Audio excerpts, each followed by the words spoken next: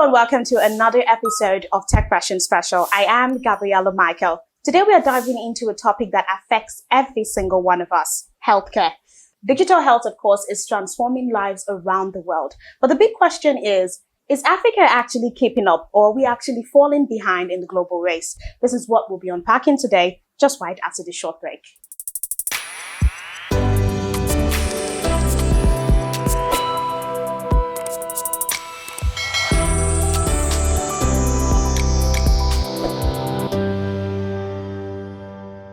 So joining me today is someone who knows this space inside out, Dr. Wanjiru Kigathi. She is a health economist and digital health policy expert with over 9 years of experience in health economics, global health, and policy advising.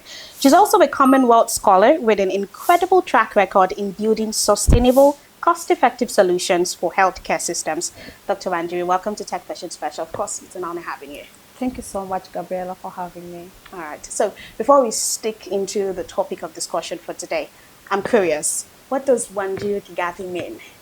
So Wanjiru is a Kikuyu name in Kenya. Our ancestor is called Gikuyu. So he had 9 daughters, and one of the daughters was called Wanjiru. And she means strength and resilience, and she's a person who does not back up from a fight. And then Kigathi is a surname from Kikuyu as well. It's my dad's name. It means a person who fights for themselves and they rule themselves. Okay, I don't know how this relates, but in all of this is beautiful actually, where we actually try to mix up our ancestral relations actually to our names and have this history to tell about it. But the only thing that kept popping in my head was Wakanda. I don't know why, but I just kept saying Wakanda in my head. It's great having you here on the show. Thank you so much. Is this your first time in Nigeria? Yes, it is my first time. I was here for the leadership acceleration program that is organized by Leap Africa. It was a 1-week event, and we have been able, it is very transformative. We were able to learn so much on how to grow as women African leaders and how to own spaces that we are in. Okay, so what has it been like here in Nigeria? So this is your first time and you're here in Lagos. Yeah. So what's it been like for you? Aside from the event you actually came through, have you been able to actually go through, see the people, see what it's like out there? First of all, I love the friendly culture. Nigerians are very friendly people. Everyone would say hi to you, good evening, good morning, madam. I like the fact that the food is very spicy. It is not, our palates are not used to them, but then the fact that there's a wide array of foods you can try, as well as the market. I had the chance to go to the market and experience the culture, see the different fabrics, try the different ornaments, go to the beach where I saw the Atlantic Ocean. It's very rough compared to the Indian Ocean that we are used to. And I was so amazed at the cultural heritage that Africans in West Africa have been able to uphold. Okay, so I have one more question, but I'm going to have to give you an assignment on that one, okay? I need you to remind me, before we wrap this up, to ask you another question, all right? So let's dive into the topic for today, and I want us to start big. Why is digital health policy such a critical issue right now for Africa? First of all, digital health policy is no longer an option. Digital health is the backbone of modern healthcare. We live in the digital era where modern Western countries are adopting technologies, and they're using this technology to increase healthcare access to other regions in whatever area they're in. But then Africa, we are slightly behind because we don't have policies that regulate data use and protect the data that is being shared regarding health. So policies are the back rails. They're the ones that hold, make sure that this data that is being utilized protects the patient and also ensures that innovators can be able to work with these regulations. They can be able to know these are the guardrails, that we have these limitations, we have these privileges of using data, but ensure that we still safeguard the data privacy. So policies are very important, and in Africa we are currently lagging behind, and this is leading to increased health inequalities and also loss of investments, because investors don't want to come to Africa because we don't have strong policies regarding health. Okay. Yeah. Now, if we're actually being realistic here, especially when we talk about the adoption of digital health policies, are we actually looking at some, let's say, missed opportunities or actual lives being put at risk here? Absolutely.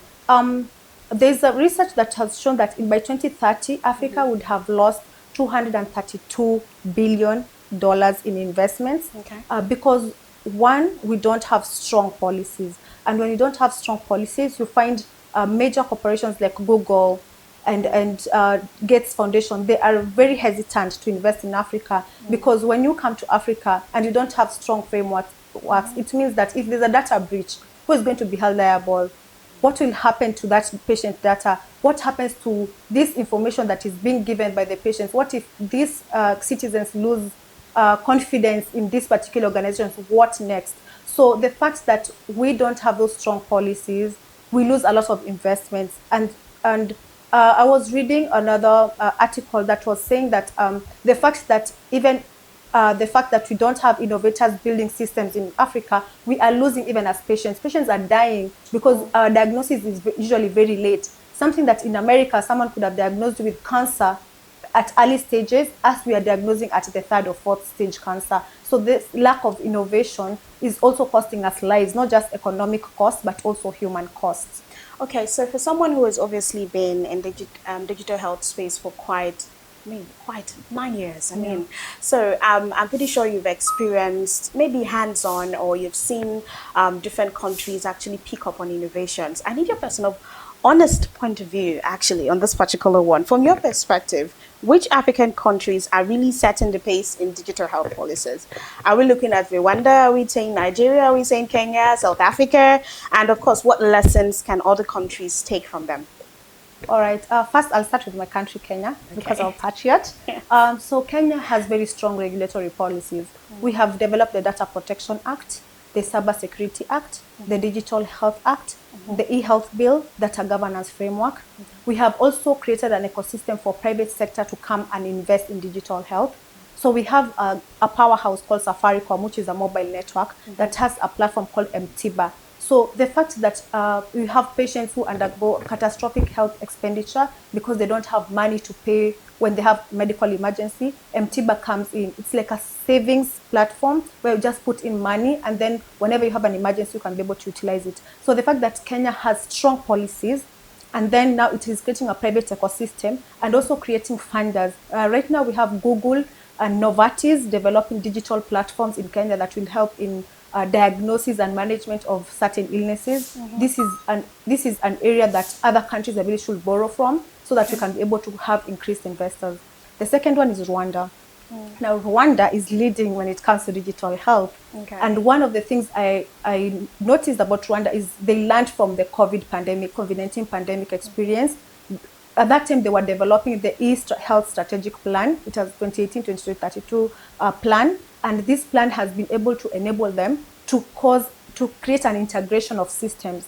Now, the problem with health, we have so many systems. We are reporting lab separately. We are reporting for communicable diseases separately, vaccination separately. So these fragmented systems, you cannot be able to combine them and come up with a model. And this model is one that influences how we make decisions. But then Rwanda has this integrated system, and it is a national system, meaning that if I move public facilities, someone can access my data while still ensuring that it is anonymized, so you don't access all my data, but just the relevant one. And then they have combined, they have a civil registry that is now working with this national health data, so that if a mother gives birth, she's given a birth certificate, and then they can be able to track her vaccination schedule.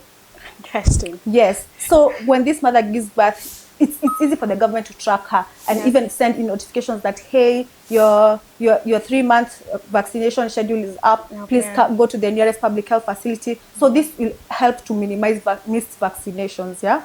And then the fact that they also have digital ID systems. So Rwanda, it's very easy to track a patient within the country and ensure that they are well managed. For example, if you have an infectious disease, for example, like Ebola, and you don't want this person to maybe transfer to the next country, maybe when they're moving to a different country at the airport. So the fact that you have a centralized system, it has really helped them in their disease surveillance and management. Okay.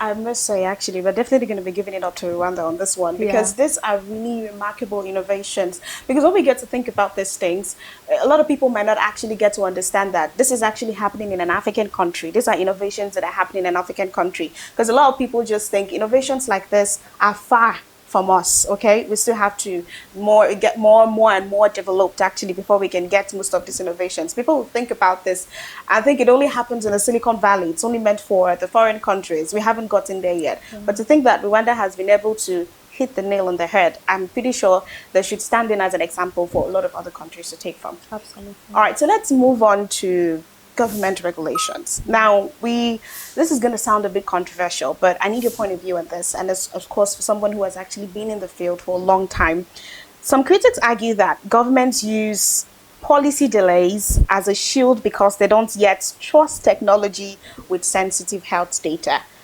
Do you think this is caution or just simply fear of change? I'd say both. Okay. Because caution, because it's the role of the government to ensure that they protect their citizens, Okay. and ensure that their rights are not infringed upon.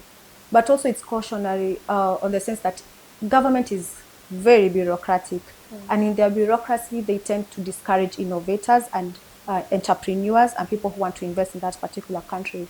And one thing, whenever I'm in these board meetings and working with high-level stakeholders, I'm usually very keen to emphasize that regulation should not be something that holds us back. It should not be a brake system. It should be able to clear a pathway.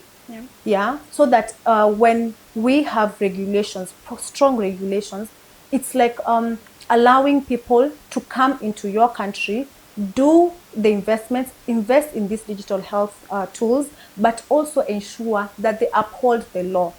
So the fact that the government sometimes are not able to put a clear-cut line on, let's not make it hard. Let's not suffocate our entrepreneurs. Let's not suffocate our innovators. But also let's ensure that we uphold the law.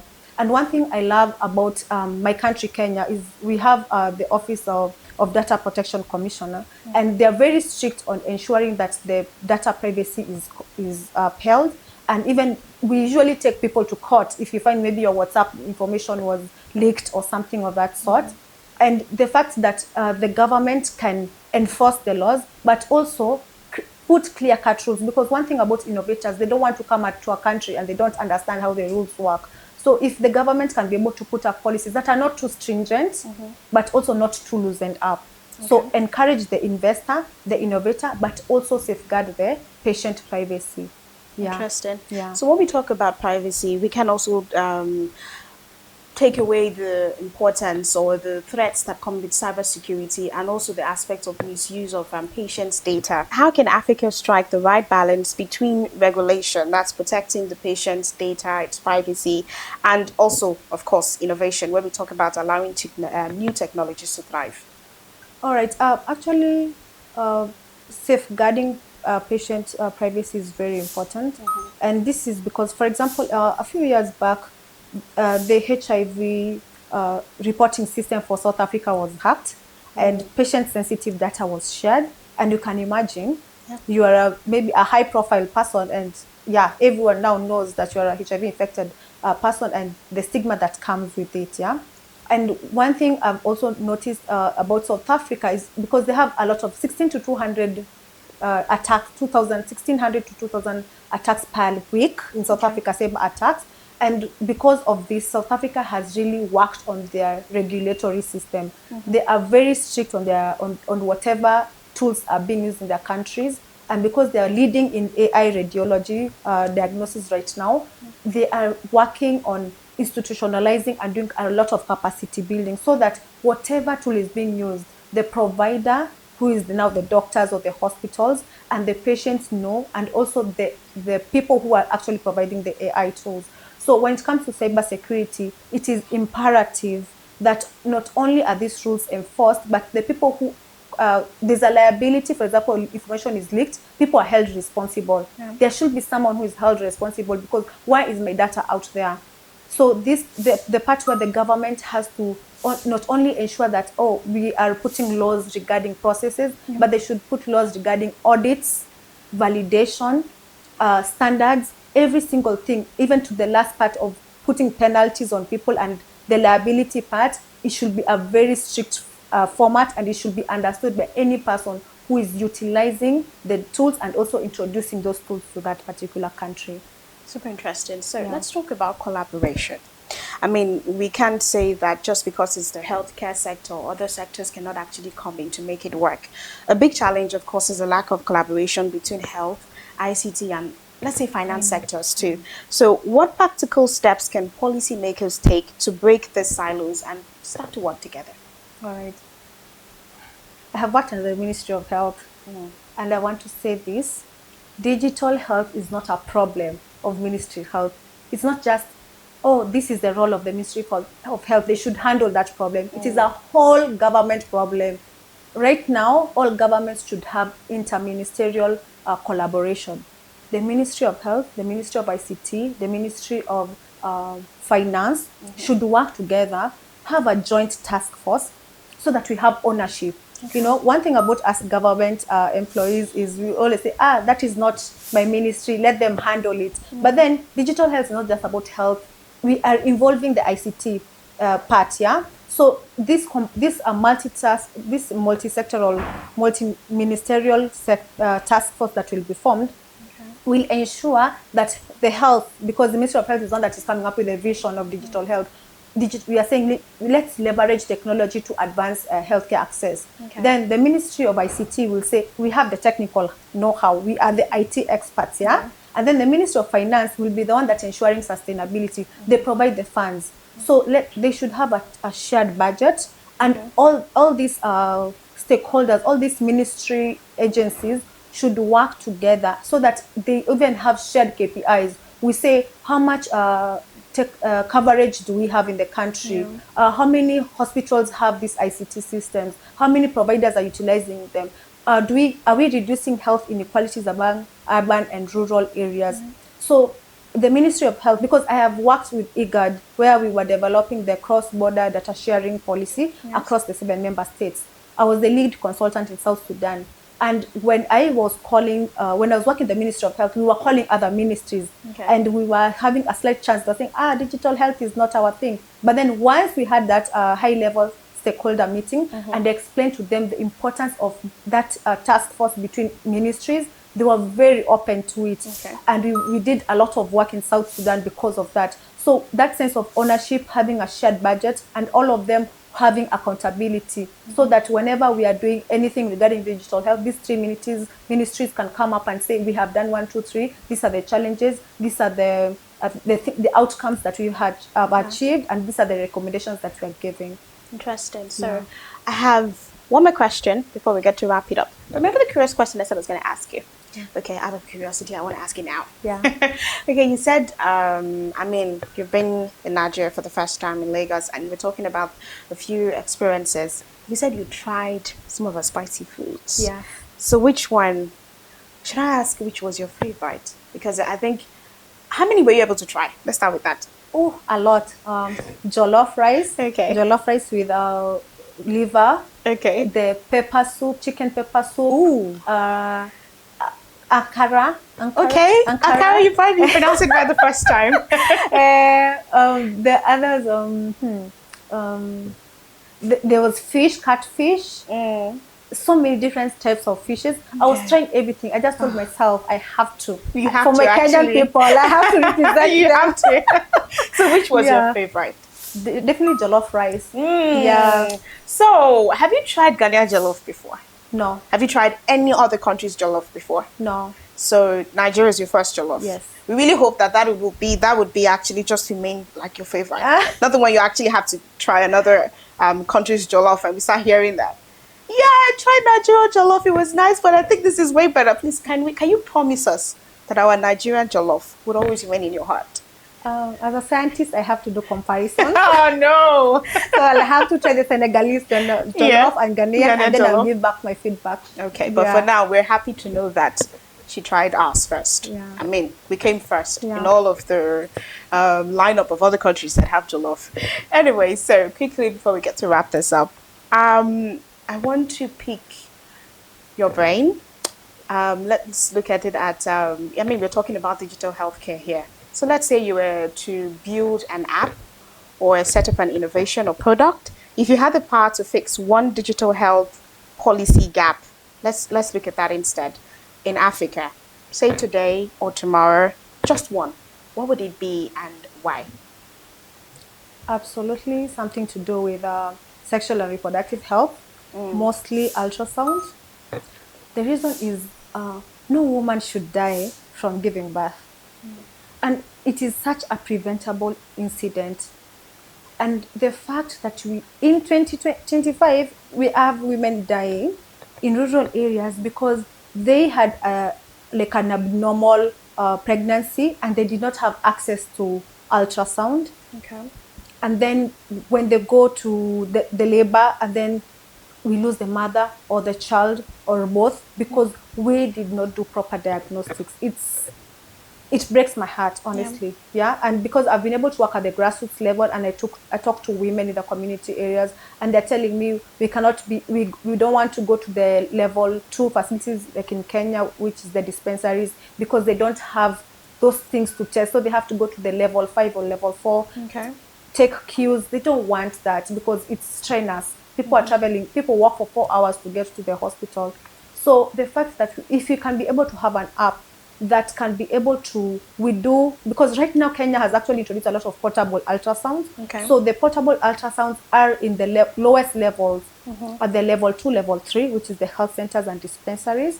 And then this information is transmitted directly to the national database, either the DHIS2 or the electronic medical records that is given by the government. And then this information will be able to be interpreted immediately by the AI. So we have an ultrasound diagnostic system that does the ultrasound and also does the diagnosis. And then we have an authority that validates that information.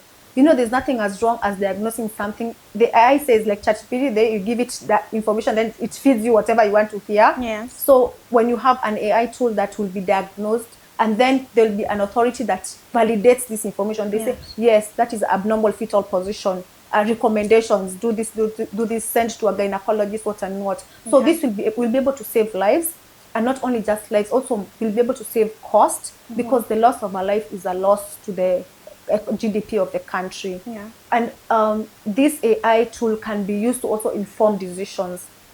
I can assure you, in my space, I know that data is gold. Data is gold, and health data is gold. It's something that all African countries should invest in.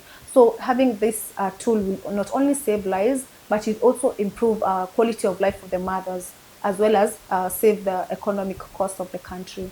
Okay, so one last question. If we look at digital health innovations here in Nigeria, what's the most exciting one you've come across so far in Nigeria? Flutterwave. Okay. Yeah. And you know why? Why?